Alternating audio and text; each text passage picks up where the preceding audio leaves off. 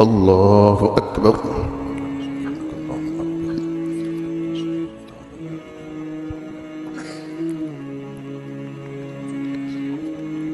الحمد لله رب العالمين الرحمن الرحيم مالك يوم الدين إياك نعبد وإياك نستعين اهدنا الصراط المستقيم صراط الذين أنعمت عليهم غير المغضوب عليهم ولا الضالين.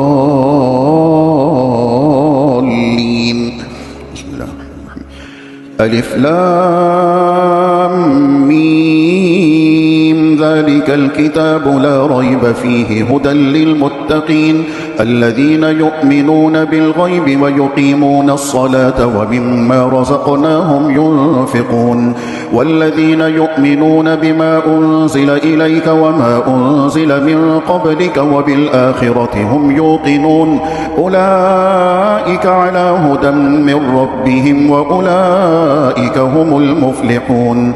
إن الذين كفروا سواء عليهم أأنذرتهم أم لم تنذرهم لا يؤمنون ختم الله على قلوبهم وعلى سمعهم وعلى أبصارهم غشاوة ولهم عذاب عظيم.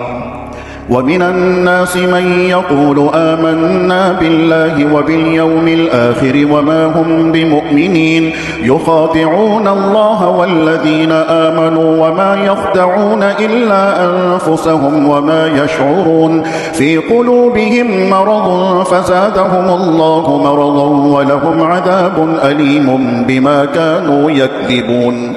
وإذا قيل لهم لا تفسدوا في الأرض قالوا إنما نحن مصلحون ألا إنهم هم المفسدون ولكن لا يشعرون. وإذا قيل لهم آمنوا كما آمن الناس قالوا أنؤمن كما آمن السفهاء ألا إنهم هم السفهاء ولكن لا يعلمون. وإذا لقوا الذين آمنوا قالوا آمنا وإذا خلوا إلى شياطينهم قالوا إنا معكم إنما نحن مستهزئون الله يستهزئ بهم ويمدهم في طغيانهم يعمهون. أولئك الذين اشتروا الضلالة بالهدى فما ربحت تجارتهم وما كانوا مهتدين. مثلهم كمثل الذي استوقد نارا فلما أضاءت ما حوله ذهب الله بنورهم وتركهم في ظلمات لا يبصرون.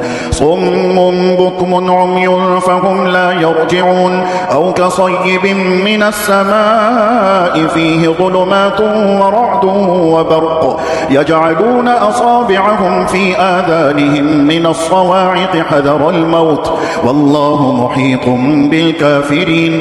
يكاد البرق يخطف أبصارهم كلما أضاء لهم مشوا فيه وإذا أظلم عليهم قاموا ولو شاء الله لذهب بسمعهم وأبصارهم إن الله على كل شيء قدير.